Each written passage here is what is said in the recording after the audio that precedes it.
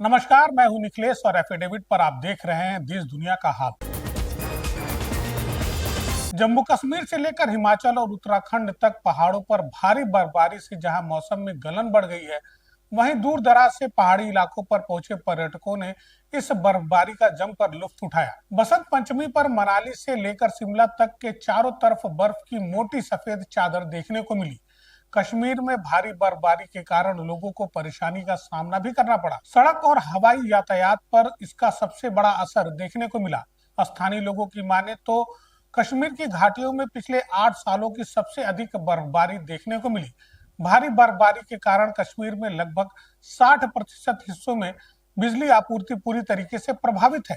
गोरखपुर के सहारा state society में सब कुछ ठीक ठाक नहीं चल रहा। पिछले 7 वर्षों से अधिक समय से तथा कथित कमेटी द्वारा सोसाइटी पर पूरी तरीके से कब्जा कर मनमानी तरीके से लोगों से वसूली कर नियमों की धज्जियां उड़ाई जा रही हैं, जबकि इस बाबत रजिस्ट्रार को भी सूचित किया गया है, लेकिन सिवाय हिला हवाली के अभी तक कोई ठोस कार्रवाई नहीं हुई है, जिसको लेकर सहारा स्टेट में रहने वाले राम मोहन तिवारी ने पत्रकार वार्ता के माध्यम से हो रही धांधली पर प्रकाश डाला। उन्होंने कहा कि सहारा स्टेट सोसाइटी में 2019 से अभी तक चुनाव नहीं हुआ है, जबकि बायलॉज के अनुसार हर वर्ष चुनाव होना चाहिए। 10 लोगों की तथाकथित कमेटी पिछले 7 वर्षों से समिति के नाम पर जमकर दमनुगाई और धांधली कर रही है। मामला सहारा सोसाइटी के चुनाव के मद्देनजर है। सहारा सोसाइटी में 2019 से एक पार्टी आती है, कहती है कि हमको कंपनी ने 10 लोग, कोई पब्लिक का चुनाव होकर के नहीं, स्वयंभू की तरह से आए कि 10 हमको कंपनी ने चुनाव करके भेजा है। 10 लोग आते हैं और चुनाव में कहते हैं कि हमने कंपनी को हमको कंपनी ने पूरा दिया है। और उसके बाद जब जकड़ लेते हैं तो 7 साल से पैसे का धन उगाही ज़बरदस्त तरीके से करते हैं। एक ही न कोई चुनाव न कोई संस्था, जो कि बाइलाज, इनका भी बाइलाज यही कहता है कि 1 साल में चुनाव होना चाहिए, लेकिन 2 सोसाइटी का इधर से उधर दिखा करके किए। और वही कंपनी इन रजिस्ट्रार साहब चुनाव का उति घोषणा कराएंगे। कब कराएंगे? आप कब से मतलब इस मामले को लेकर मैदान? अरे मैं करीब 2.5 साल से तो रजिस्ट्रार साहब के पास आदान प्रदान, वो भी एक ही कागज़ 2 बार मंगाते थे। बाद में वही रजिस्ट्रार साहब कहे कि बीसी ने कहेंगे तो होगा। हम बीसी साहब के पास गए कि सर यहाँ की समस्या कैसे दूर हो गई, तो बीसी साहब हमने स्पष्ट कागज़ के साथ वहाँ गए, हमारे पास कागज़ है। वो कहे कि तिवारी जी करना तो रजिस्ट्रार साहब को ही है, मैं उनको अपना ओपिनियन दे सकता हूँ। वो ओपिनियन भी दे दिए, बोले ओपिनियन मिल गया। लेकिन निर्णय देते वक्त फिर एक निर्णय दे दिए कि हाँ है नाम, पहले तो उसी सोसाइटी के नाम से बदल के सब चीटिंग शुरू से ही करके, लेकिन उसका भी कोई निस्तारण न करते। चलिए कोई बात नहीं, लेकिन उसी चैनल पे चलाइए, उसी मुद्दे पे चलाइए, लेकिन चुनाव तो होना चाहिए कि नहीं होना चाहिए। बहुजन समाज पार्टी 2027 चुनाव को लेकर पूरी तरीके से मैदान में उतरने को तैयार है। जगह जगह पर कार्यकर्ता सम्मेलन के साथ बूथ लेवल के कार्यकर्ताओं में फिर से ऊर्जा भरने का कार्य किया जा रहा है। पार्टी का उद्देश्य है कि आगामी 2027 विधानसभा चुनाव में बसपा सुप्रीमो मायावती को 5वीं बार प्रदेश की बागडोर सौंपी जाए।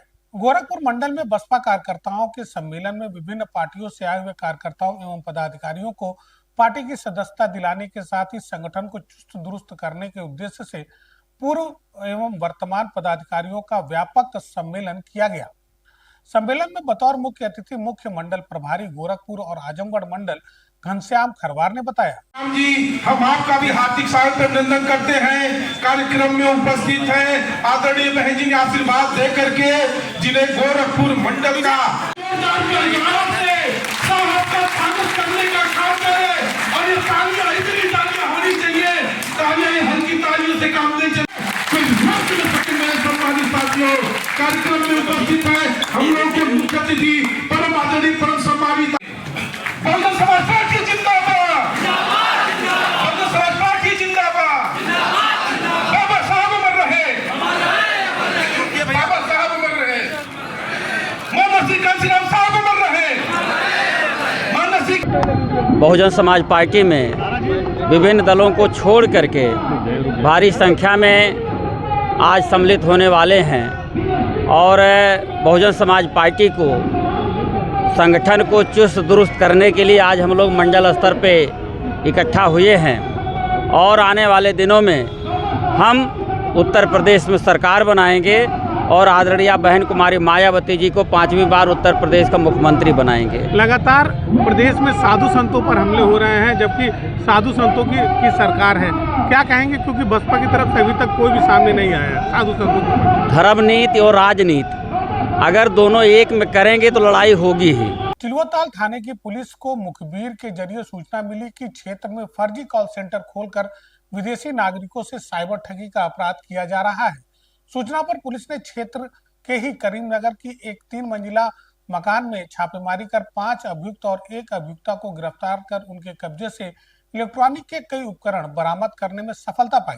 एसपी नॉर्थ ने जानकारी देते हुए बताया कि मुखबिर के जरिए मिली सूचना के आधार पर यह छापेमारी की गई, जिसमें 5 अभियुक्त और 1 अभियुक्ता को गिरफ्तार कर उनके कब्जे से 28 laptop, 2 router, 37 headphone, 17 mouse, 22 laptop charger, 7 mobile phone, 6 chequebook, 3 passbook, 1 passport, Aadhaar card और अन्य इलेक्ट्रॉनिक उपकरण बरामद किए गए।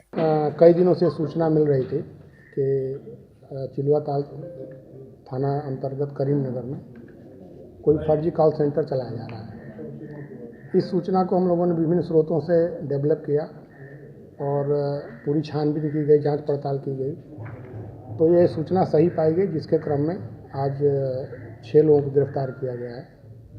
कुछ इसमें वांछित भी हैं और आगे की प्रक्रिया हम लोग कर रहे हैं। बेसिक इसमें ये था कि लोग हेल्थ इंश्योरेंस के नाम पे लोगों से ठगी करते थे और उनको झांसे में लेके उनसे उनका पैसा ये लोग किसी अन्य पार्टी के माध्यम से लेते थे और उसके कमीशन उनको मिलता था, जिसमें 6 लोगों को गिरफ्तार किया गया है। साथ में कई सारे मोबाइल और लैपटॉप और राउटर्स ये सब हमारे बरामद किए हैं। उड़ान की पाठशाला में बसंत उत्सव एवं श्री राम जन्मभूमि स्थापना दिवस को लेकर बड़े ही उत्साह, गरिमा और सांस्कृतिक भावनाओं के साथ मनाया गया। कार्यक्रम का मुख्य उद्देश्य है बच्चों में संस्कार, संस्कृति और आत्मविश्वास का संचार करना। कार्यक्रम की शुरुआत मां सरस्वती वंदना से हुई, जिसके पश्चात बच्चों द्वारा रामायण पर आधारित भावपूर्ण नाट्य की प्रस्तुति की गई। बच्चों की प्रस्तुति ने उपस्थित अतिथियों और अभिभावकों को भाव विभोर कर दिया। अंकुश, सबको टीका लगा? गेस्ट को लगा? क्यों? सबको लगाइएगा इसके बाद, ठीक है बेटा?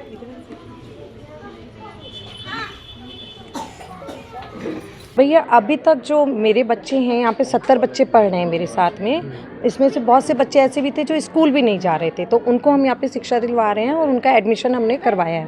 साथ में मुख्य स्कूलों में 8 बच्चों का मैंने एडमिशन करवाया है, जो कि महाराणा प्रताप हो गए, किड्स कैंप हो गए, सरस्वती शिशु मंदिर है या विद्या मंदिर, उसमें भी जा रहे हैं हमारे यहाँ के बच्चे। हमारा ये सारा खर्चा संस्था की तरफ से ही उठाया जाता है, हम ही लोग वेयर करते हैं।